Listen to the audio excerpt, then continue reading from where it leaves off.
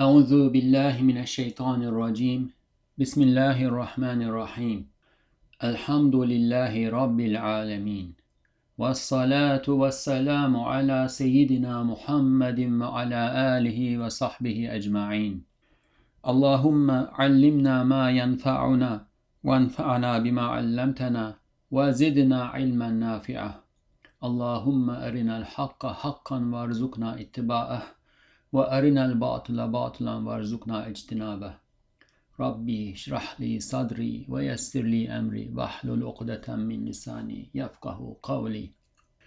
Assalamu alaikum wa rahmatullahi wa barakatuh. Welcome to the Reflections on the Risale-i Nur by Bediuzzaman Said Nursi podcast series. You can listen to the episodes of this series wherever you listen to your podcasts or at the website www.reflections-rn.org. Today, inshallah, we will continue reading the 10th word. The 10th word is about the existence verity of the hereafter, bodily resurrection, and it starts with a metaphorical story. We read through that story, and in this story we read about two friends, two men who found themselves in a paradisical garden, a paradise-like place.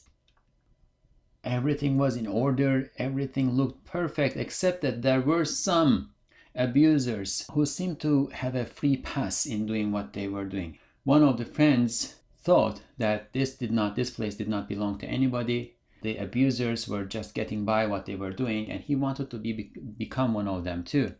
The other friend, on the other hand, said, look, this much order, this much beauty, this much justice, this much cooperation and mutual assistance among the inhabitants of this place, so on and so forth, cannot be without an owner, without a designer, without a supervisor, without somebody who is in charge.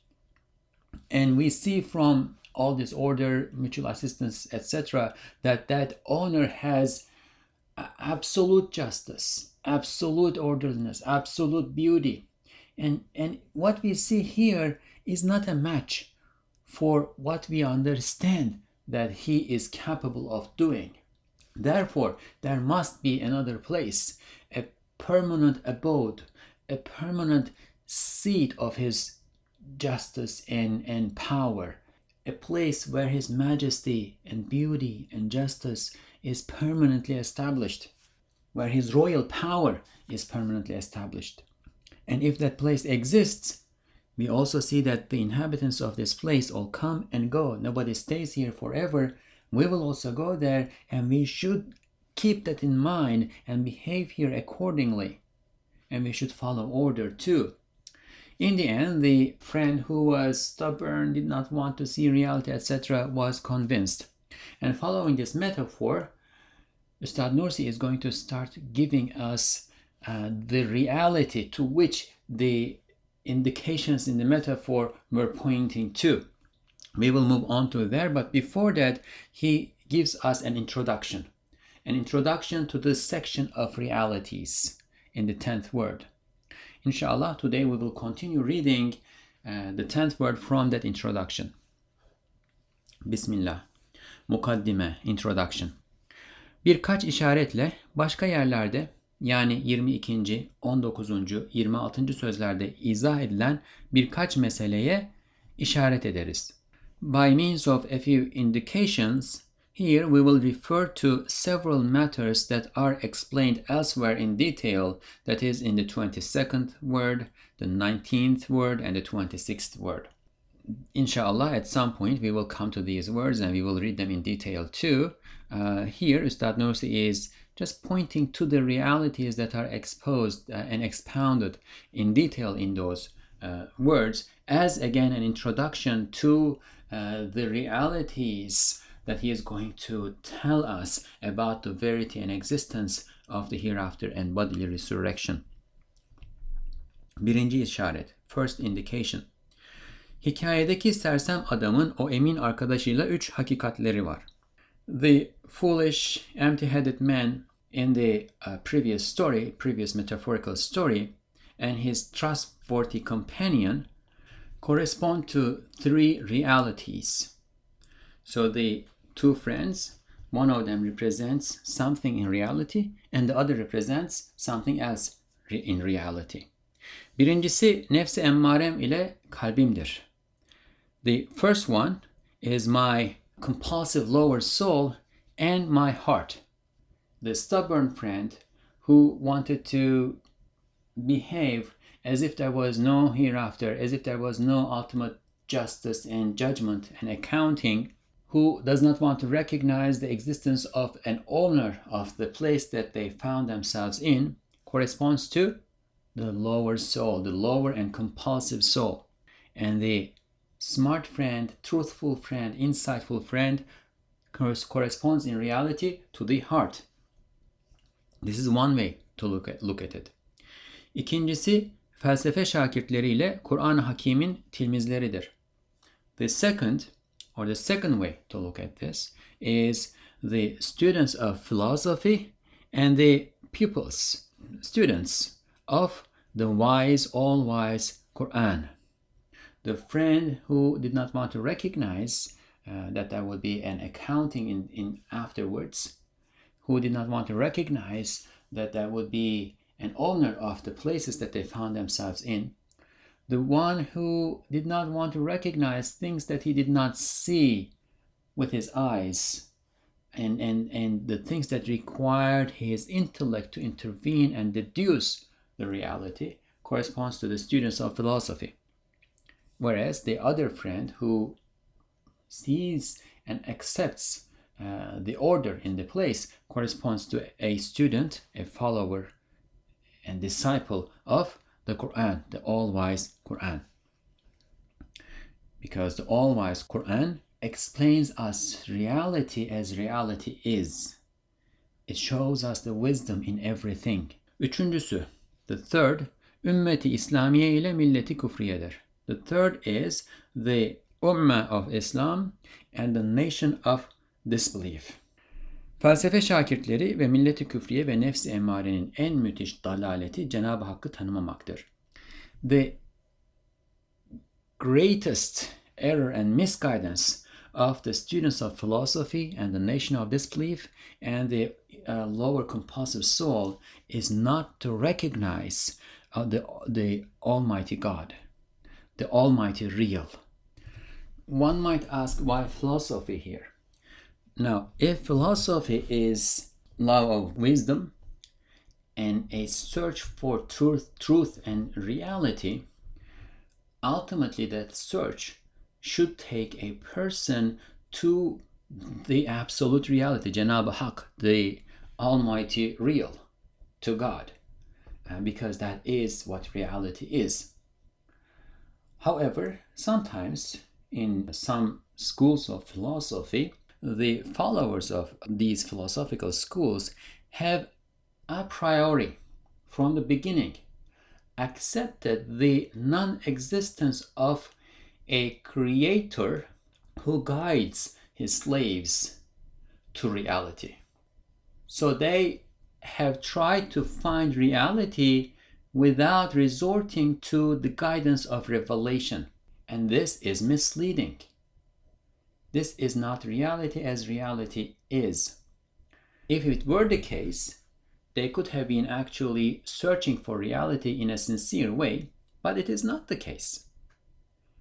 Or let's put it this way, if it is not the case, and there is no guarantee in their hands to prove that reality is without a creator, then the assumption that there is no creator from which one can receive guidance from the very beginning is a misleading assumption. Therefore, the philosophy that Ustad Nursi is talking about here refers to this dominant school in various circles and schools of philosophy that denies the guidance of revelation in arriving truth with a capital T. The lower compulsive soul, on the other hand, is also a bit tricky, because sometimes you can find a believer, his heart, his intellect, or her heart, her intellect, have accepted the existence of God and the divine judgment, that God is the ultimate judge, that God is all-powerful, so on and so forth, has accepted the existence of a God as we understand God to be based on the teaching of the Qur'an and our Prophet Muhammad sallallahu alaihi wasallam. But on a day-to-day basis, as they or we make our decisions, when we are faced with a choice in which one side feels more pleasing to our lower soul and the other side does not feel that pleasing to our lower soul, it is more difficult for our lower soul, but we know that the second side that is difficult for our lower soul is what pleases God. So when we are faced with a choice between pleasing our lower self and God, if we choose pleasing our lower self, at that moment we are not, our lower compulsive soul is not recognizing God as God should be recognized. And then the nation of disbelief should be clear, does not necessitate much of an explanation. So the greatest misguidance and error of the students of philosophy and the nation of disbelief and the lower compulsive soul is what? Not to recognize the ultimate real, the almighty real, not to recognize his reality. Hikayede nasıl emin adam demişti, bir harf katipsiz olmaz, bir kanun hakimsiz olmaz. Just as in the preceding story, the trustworthy man said, there can be no letter without a scribe, no law without a legislator. If you see a letter scribed somewhere, you know that somebody scribed it, and therefore the letter points to the existence of a scribe. There can be no letter without a scribe, and if you see a law, an order, a pattern that is regulated somewhere, you know that there is a legislator, there is someone who legislated that law, there is someone who regulates that pattern. And this is something that we can understand with our intellect, does not need further evidence. Biz de deriz, just as the trustworthy friend said this in the story, we too say, nasıl ki bir kitap, bahusus öyle bir kitap ki, her kelimesi içinde küçük kalemle bir kitap yazılmış, her harfi içinde ince kalemle muntazam bir kaside yazılmış, katipsiz olmak son derece muhaldir. Now think of a book. But this is not any book. It is a special book. You take the book and look, and you see that it is perfectly written, beautiful meaning, beautiful inscription, but in each word of the entire text that forms the book, you look and you see that in that word is written another book with a fine pen, with a pen with a fine tip. You take a magnifier and you look at the word, and you see that in it is inscribed many more letters that come together and form meanings, and each word amounts to another book. Each letter amounts to an ode, a poem. So a book like this, it is utterly impossible to exist without a scribe. Öyle de şu kainat nakkaşsız olmak son derece muhalender, muhaldir. In the same way, it is impossible within impossibilities for a cosmos, for a universe like the one that we are witnessing to exist without an inscriber. Zira bu kainat kitabı öyle bir kitaptır ki her sayfası çok kitapları tazammun eder. Because this book of universe is such a book that each of its pages contain many books. Now think about it.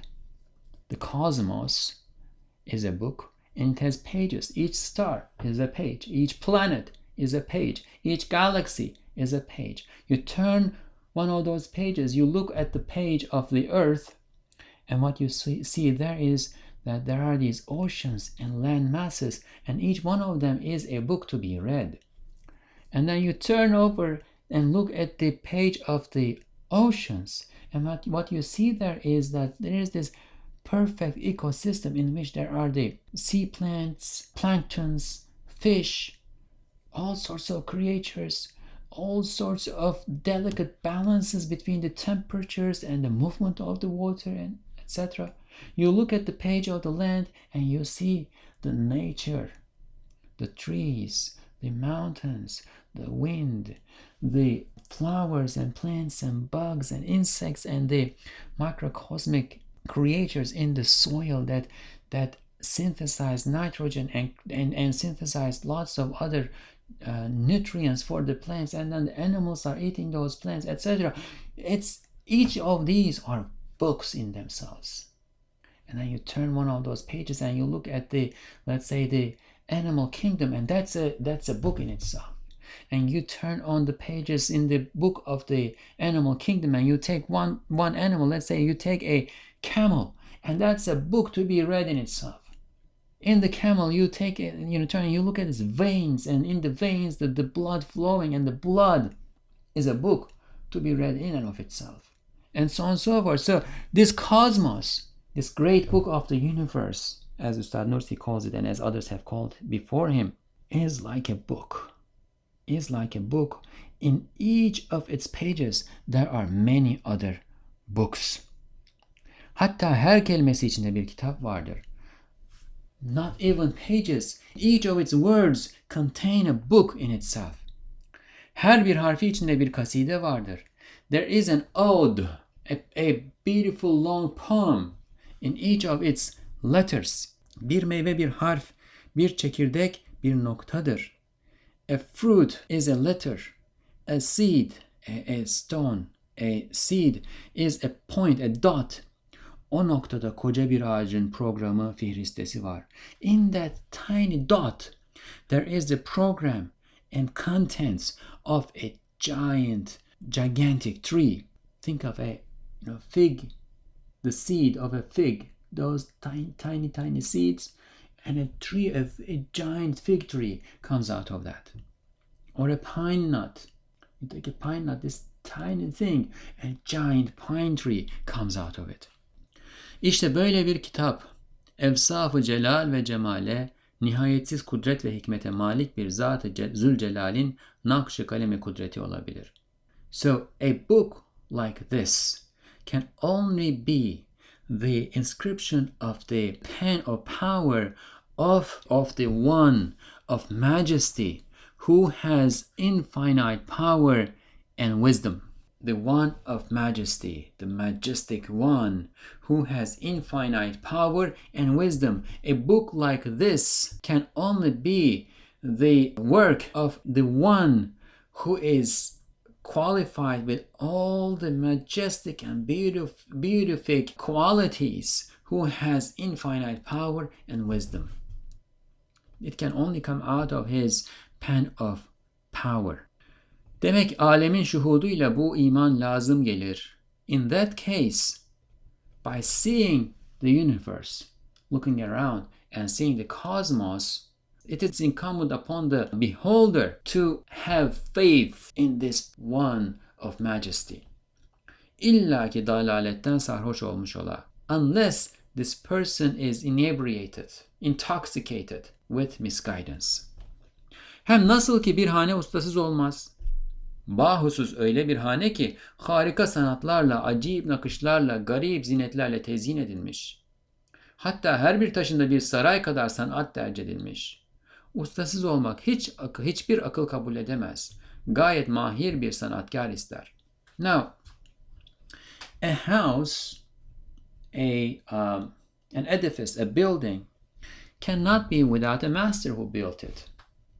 Especially if this house is ornamented with extraordinary arts, pleasing, marvelous embroideries, amazing ornamentations, to the extent that on each of the stones that are put together in order to build this house, there is as much art as one would witness in an entire palace. So the intellect of nobody would accept that this house will exist without a master who built it. This house necessitates an utmostly skilled, artful master, builder. Bahusus o saray içinde sinema perdeleri gibi her saatte hakiki menziller teşkil edilip kemal intizamla elbise değiştirdiği gibi değiştiriyor. Especially if you look and see that in that palace, every hour with perfect order, as if somebody is changing his clothing, rooms are being brought into existence and then transformed, and that room goes and another room comes. As if somebody is changing his outfit, these rooms are being transformed and changed into other things. We are living in the summer now. We'll look around, of course, depending on where we look. I am in the northern hemisphere. So in the northern hemisphere, we are living in the summer now. I look around and I see these beautiful trees, this lush nature, and life everywhere. Insects, birds, and all sorts of creatures, life everywhere. And this is like a beautiful room that I'm looking at. And then there comes the fall, and all of these leaves will fall, and it's going to be a completely different outfit. And then there will come snow and cover it all, and that's going to be a completely different outfit. And then there will come spring, and the trees will start to bud and bloom, and that is going to be a completely different outfit. So it is not any palace, it's not any house. It's a house in which each room is being transformed constantly, like the movie scenes that one would watch on a movie screen. As easy as that, you just sit there and watch, and the imagery is constantly changing. Hatta her bir hakiki perde içinde müteaddit küçük küçük menziller icat ediliyor. Moreover, in each real screen, i.e. not the imaginal movie screen, but in each screen that we witness in reality, the tree, the soil, the sky, the face of the ocean, and the animal kingdom, and so on and so forth. Each of these are books, or each of these are scenes to be witnessed.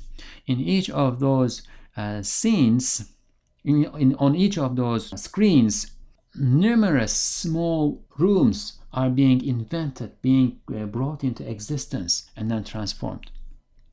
Öyle de şu kainat nihayetsiz hakim, alim, kadir bir sani ister. In the same way, this universe necessitates, demands a wise, all-knowing, all-powerful, artful creator. We should try to get the imagery here.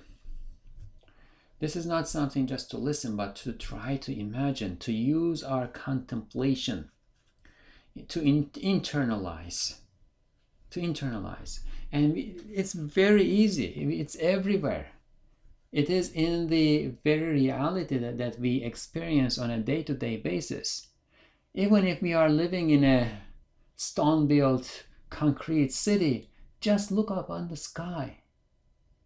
See how the sky is changing every moment, how the clouds are coming and going.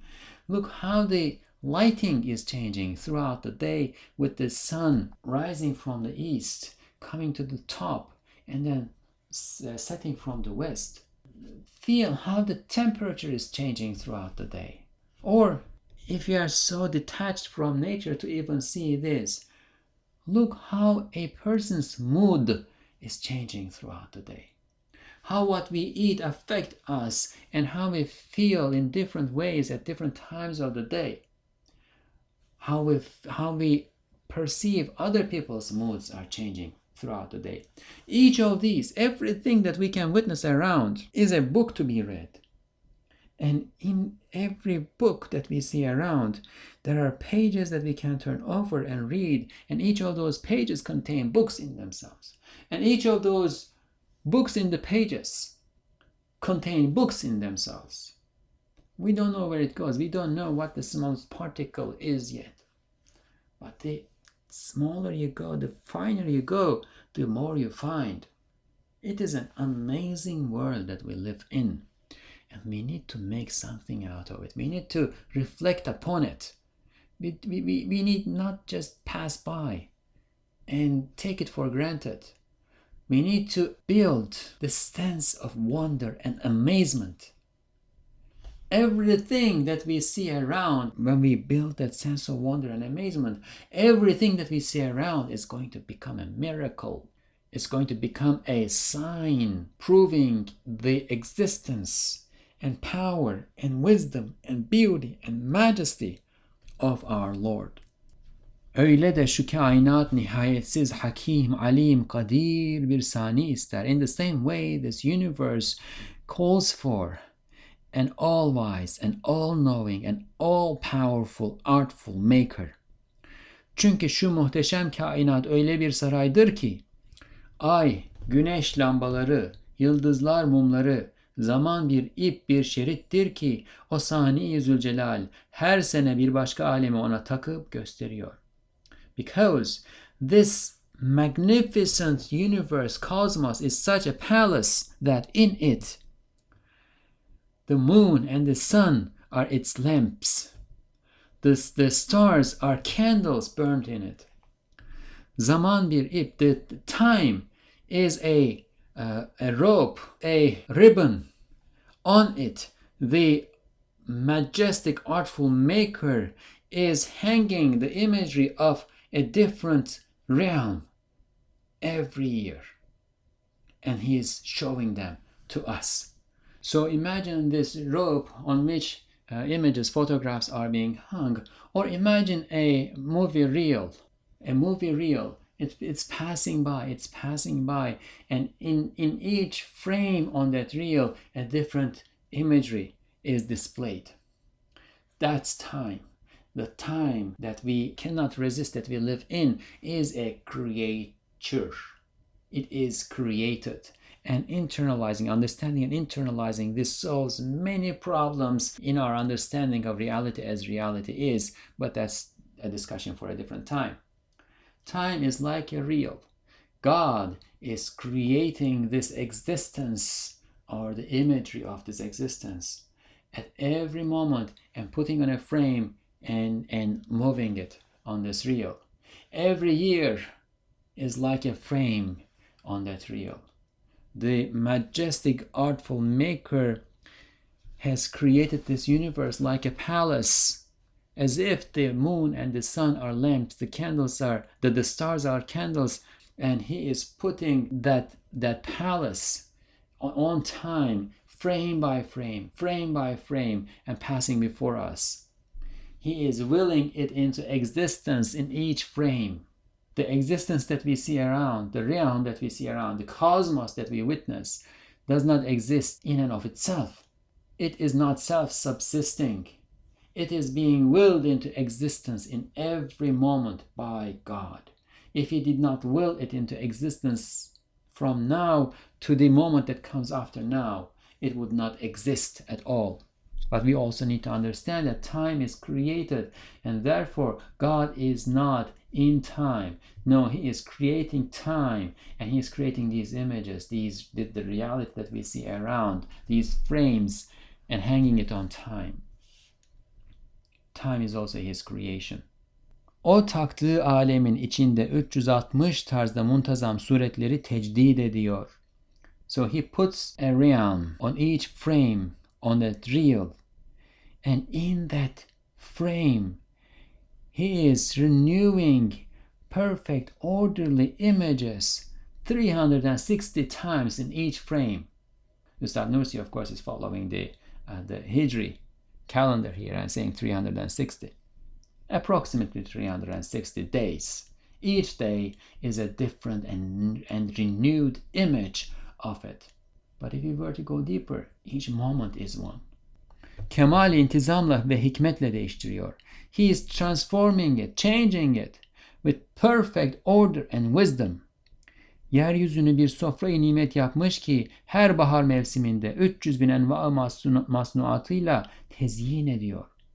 He has made the surface of the earth such a table of blessings that in every spring he is ornamenting, embellishing it with 300,000 different kinds of artifacts, 300,000 different kinds of food.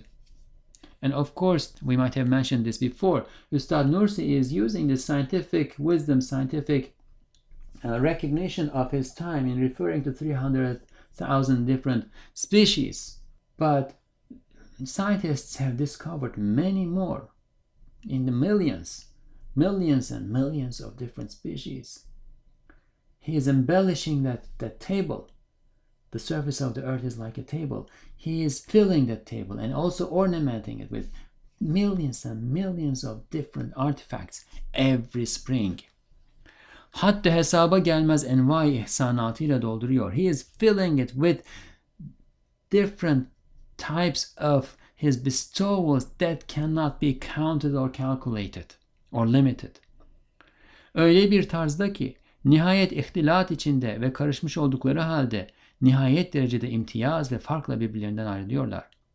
In such a way that although all of these things are mixed up and intricately interwoven with each other, they are being separated from one another with utmost distinction and differentiation. Now think of it. At the end of the summer and fall, the fruits are drying and rotting and falling, the flowers are turning into seeds, and millions of different seeds are falling on the ground and mixing up with the soil. So it's a messy mixture of seed and soil and bacteria and the minerals and this and that. But when the summer comes, from it there emerges a shoot, and it becomes a, let's use the same imagery, fig tree, and then right next to it there emerges another something, shoots, and that turns out to become a chickpea plant, and another becomes an apple tree, another becomes a bush, another becomes something else. They all become something else. Although they were all mixed up, they are using the same mixture of mud and nutrients and water, etc. But with distinction and differentiation, they are coming out as different creatures. So this is the palace that we are looking at. This is not any palace. This is a palace with miracles within miracles within miracles, to the extent that our intellect is able to go and harvest the knowledge of those miracles. It is a palace like that. Başka cihetleri buna kıyas et. You compare other aspects of these miracles to what we have mentioned. Nasıl böyle bir sarayın saniyinden gaflet edilebilir? How can we, or how can one be heedless of the artful maker of a palace like this? The universe. The universe is an amazing place, a wondrous place. It is a giant, huge library. It is a huge source of information and wisdom and insight for the one who knows how to read. And knowing how to read necessitates effort, necessitates building skill. It starts with revelation. That is where the guidance is coming first. That's where the first guiding is coming. And it also starts with the intellect that is given to us. These are all tools that God has given to us, and we need to put them to good use and read this great book of the universe with amazement, with wonder, with marvel, with awe before the majestic creator of it, and with love for the beauty of the one who gives this beauty, that beauty to this cosmos, to this creation. Hem nasıl ki bulutsuz gündüz ortasında, güneşin deniz yüzünde bütün kabarcıklar üstünde ve karada bütün parlak şeylerde ve karın bütün parçalarında cilvesi göründüğü ve aksi müşahede edildiği halde güneşi inkar etmek ne derece acayip bir divanelik hezeyanıdır. Çünkü o vakit bir tek güneşi inkar ve kabul etmemekle kataraat sayısınca kabarcıklar miktarınca parçalar adedince hakiki ve bilhassa güneşlikleri kabul etmek lazım geliyor. Her zerrecikte ki ancak bir zerre sıkışabildiği halde koca bir güneşin hakikatini içinde kabul etmek lazım geldiği gibi aynen öyle de şu sıravari içinde her zaman hikmetle değişen ve düzgünlük içinde her vakit tazelenen şu muntazam kainatı görüp Halik-i Zülcelal'i efsaf-ı kemaliyle tasdik etmemek ondan daha berbat bir dalalet divaneliğidir, bir mecnunluk hezeyanıdır. Now also think what a delirious state of madness would it be for one to see the sun on a cloudless, clear day in the middle of the day, on the surface of the sea, on all bubbles on the sea, and on land, on all shiny objects on the land, and on every crystal of snow, and on every snowflake. So again, try to imagine this. A clear day, no clouds, the sun is shining. And in the middle of the day, the sun is on the very top.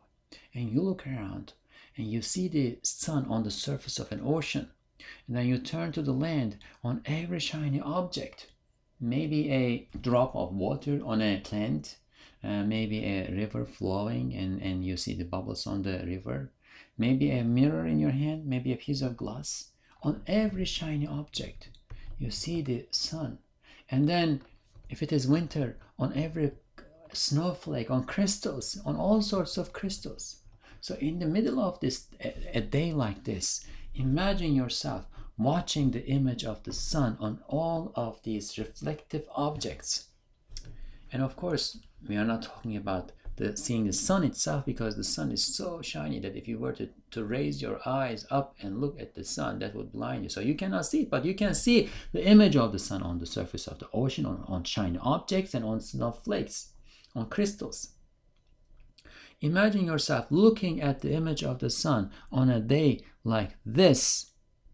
So what a delirious state of madness would it be for one who is watching the sun, image of the sun like this, to deny the existence of the sun?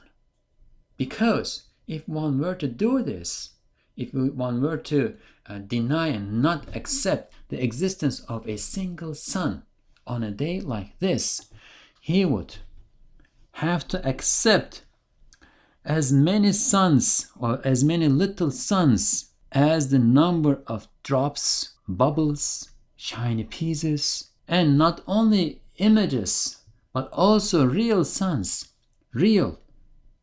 themselves on each one of these objects. Because if there is an object out there in the sky that these shiny reflective objects are reflecting, if they are not reflecting something outside of them, you see the images there, then there must be something in them. Now, if one denies the existence of a true sun that is being reflected, one has to accept the existence of real suns, little suns themselves on the surface of the ocean, on every shiny object, or in every shiny object, in every snowflake. And this is a delirious state. This is madness. In each particle, only a particle can fit into it. Because when we say particle, we are talking about the smallest object. You cannot fit a cup. I have a cup right in front of me, that's why I said cup. You cannot fit a molecule in a particle. You cannot fit a leaf in a particle. You cannot fit a chair in a particle. You can only fit a particle in a particle. It's the smallest object. However, one who denies the existence of the sun up in the sky while watching its image on every small thing and on particles too, like the droplets in the air, right? One would have to accept the existence of a huge sun in each one of those particles. And this is again a delirious state. This is madness. It just is not something that the intellect would accept. But if one wants to, for one reason or another, if one wants to deny the existence of the sun, that one cannot see directly because it's so bright, while watching its image, its reflection on every object around, if one were to deny the existence of the sun, that would be madness. In the same way, If one were to see this well-ordered universe that's being refreshed, renewed in an orderly way, in an organized way, with wisdom and harmony, continuously, one image after the other, in time. If one were to see this happening in the universe, yet if this person did not accept the existence of a majestic creator with all of his attributes of perfection, that is even a worse madness. It is a worse state of delirious mental problem. Zira her şeyde, hatta her bir zerrede bir uluhiyeti mutlaka kabul etmek lazımdır. Because if one were to observe this universe as the universe is and did not accept the existence of a majestic creator, one would have to accept in everything, in every particle, an absolute divinity. Why? An absolute divinity, uluhiyat. One would have to accept that each and every particle has the power of a single God with absolute powers. Why? Çünkü mesela havanın bir zerresi her bir çiçek ile her bir meyveye, her bir yaprağa girer ve işleyebilir. Because, just take as an example, a particle of the air that we inhale, a particle from the atmosphere. Each one of these particles can enter every flower, enter the physiology, the body of every flower, every fruit, every leaf, and work there, operate there, function there. You know, the leaves taking carbon dioxide and take the light from the sun and synthesize it, turn it into nutrition for the tree, and then emit oxygen, so on and so forth. That molecule, the molecule of air, entered the body of the leaf, operated there, and then came out as if it knew the leaf, as if it had power over the particles that were in the leaf. It did its job in the leaf and just came out. İşte şu zerre eğer memur olmazsa bütün girebildiği ve işlediği masnuların tarzı teşkilatını ve suretlerini ve heyetlerini bilmek lazımdır. Ta içinde işleyebilsin. If we do not accept this particle to be an official under command of somebody, if we do not accept it to be an official, then we would have to assume or accept that it knows the construction, form, and contents of everything, every created being, every artifact that it enters and functions in. It has to know everything, all the ingredients, all the structure, the nature of everything that it enters in, so that it can operate in it. If it doesn't know, it won't be able to operate.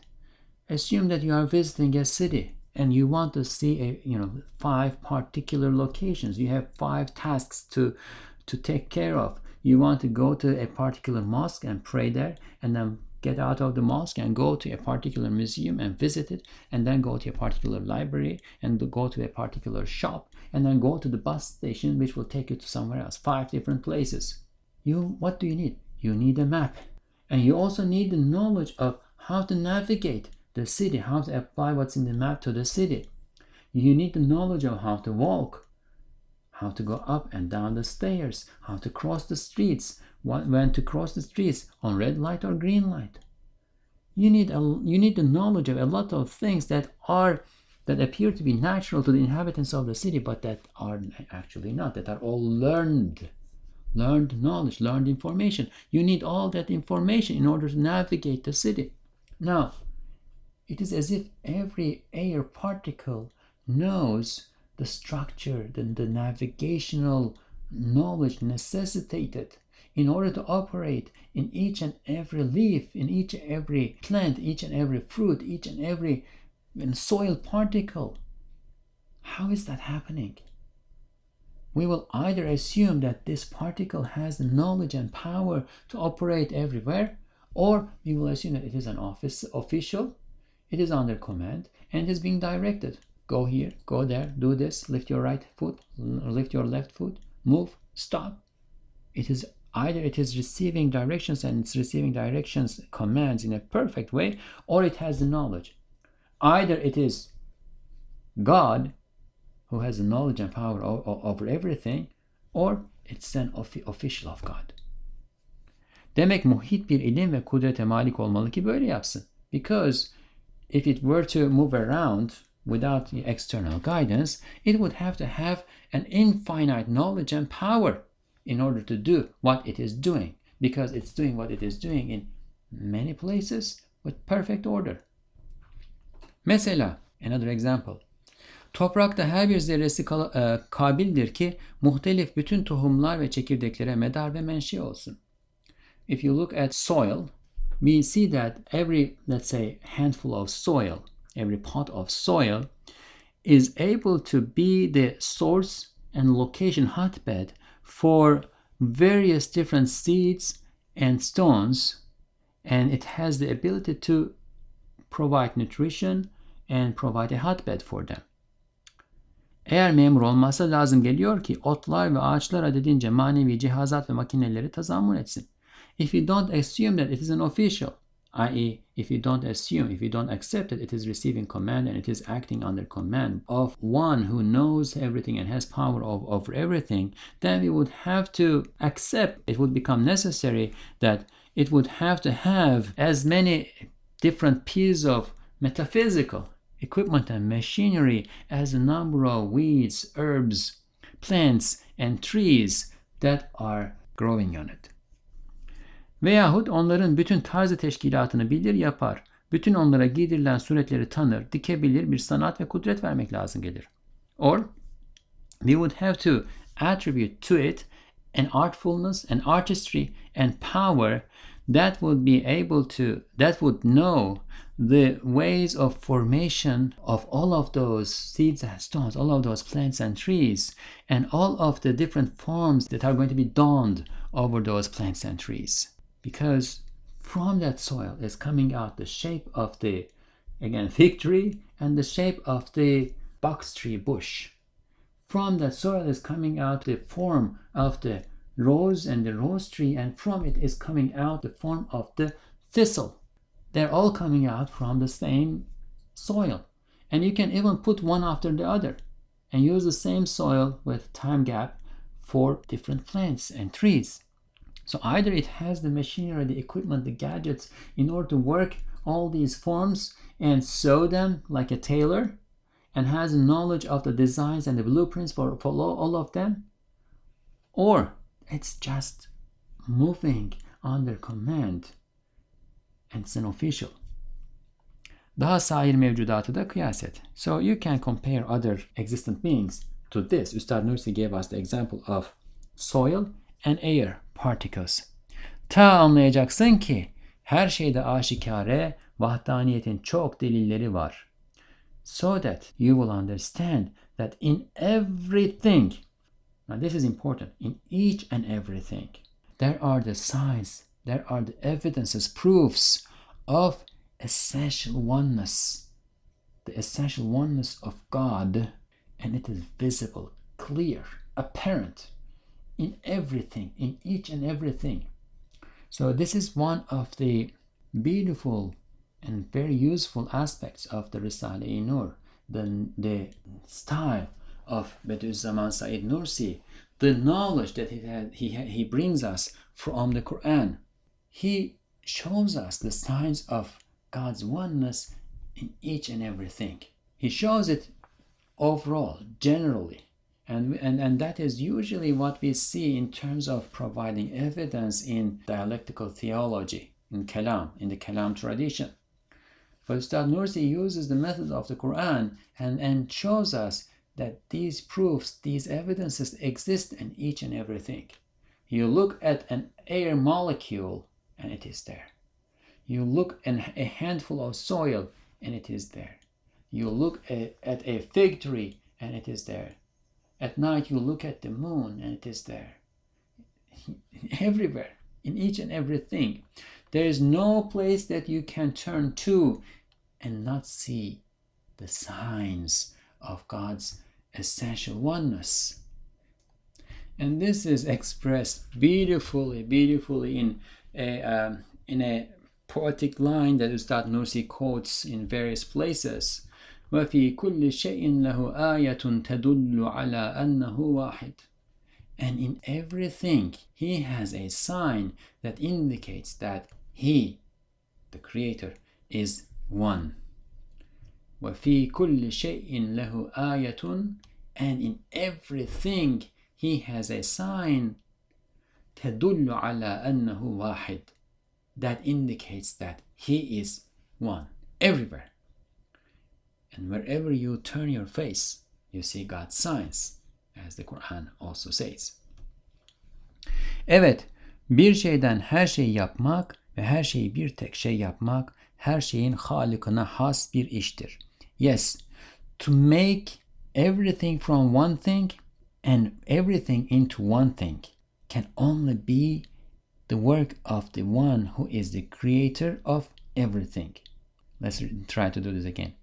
To make everything from one thing, or to make one thing into everything, and to make everything into one thing can only be the work of the one who is the creator of everything.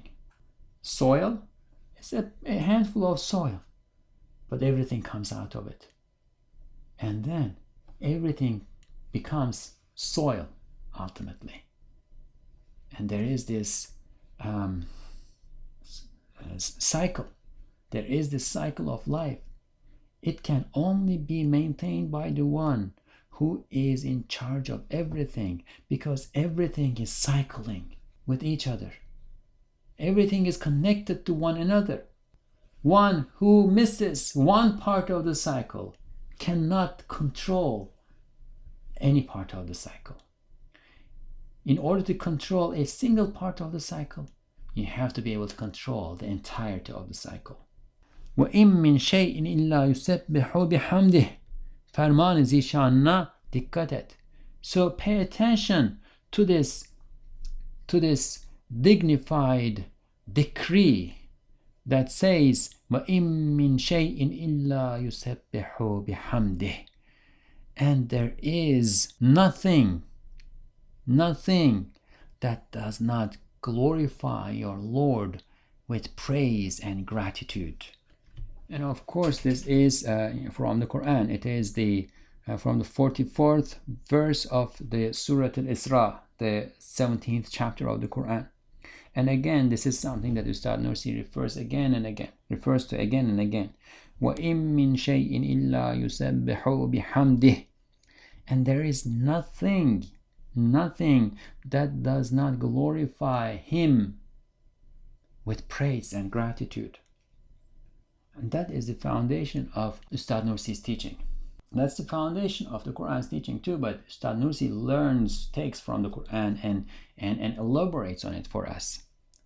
Demek vahid-i ehad'i kabul etmemek ile mevcudat adedince ilahları kabul etmek lazım gelir. In that case, so we saw how the soil functions, how an air particle enters into everything and functions and operates as if it knows, and so on. So we had this imagery, we had this metaphor example of the sun's image being everywhere, and one who does not accept the sun out there will have to accept the existence of real, actual little suns themselves in every reflective object. We went through all of this, and then he says, in that case, by not accepting a single one, wahid ahad, a God whose oneness is manifest on everything altogether, and whose oneness is also manifest on each thing individually. By not accepting a wahid ahad, a single one would have to accept the existence of as many gods, as many divine beings as the number of things in existence. Which is easier? To accept the existence of a single God, single one God, who is in charge of everything, capable of doing everything, knows everything, and therefore operates everything in harmony and order, and in a beautiful way with justice. Or to accept that everything has power over everything knows everything, and everything is subjugating everything to one another. The harmony that we see in the creation, is it the product of everything subjugating everything else? Or is it the product of the one who is in charge of everything and who has mercy over everything, making everything have one another? Which is easier to admit? The first one, that there is a creator, is easy to the degree of necessity. If we have two options, one is infinitely difficult and the other is infinitely easy, it becomes necessary for the intellect to accept the verity of the option that is infinitely easy. This is logic. And one who does not go with it is acting or thinking illogically. There is something going on there. There is something that's preventing this person from admitting reality as reality is. Perhaps if he accepted it, that would be hard and heavy on his lower commanding, evil commanding, compulsive soul. Perhaps it would take away from his pride, because then he would have to submit, although he thinks of himself as the king of the universe.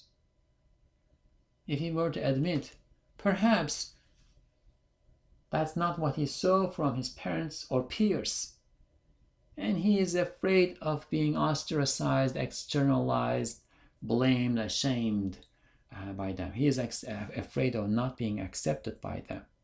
But reality is reality, and the reality is obvious, the reality is clear, and it is easy to see reality as reality is when we are guided to it. What prevents us from being able to see it is not the intellect. It is not logic. It is not our hearts. Our hearts are inclined to it. It is our evil commanding souls, the pressures of the society that we live in, the attractions of the world, the pride of ourselves. But reality is reality. Alhamdulillah, we read through the first indication.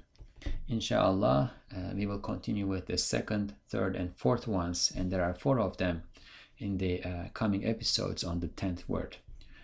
سبحانك لا علم لنا إلا ما علمتنا إنك أنت العليم الحكيم وآخر دعواهم أن الحمد لله رب العالمين.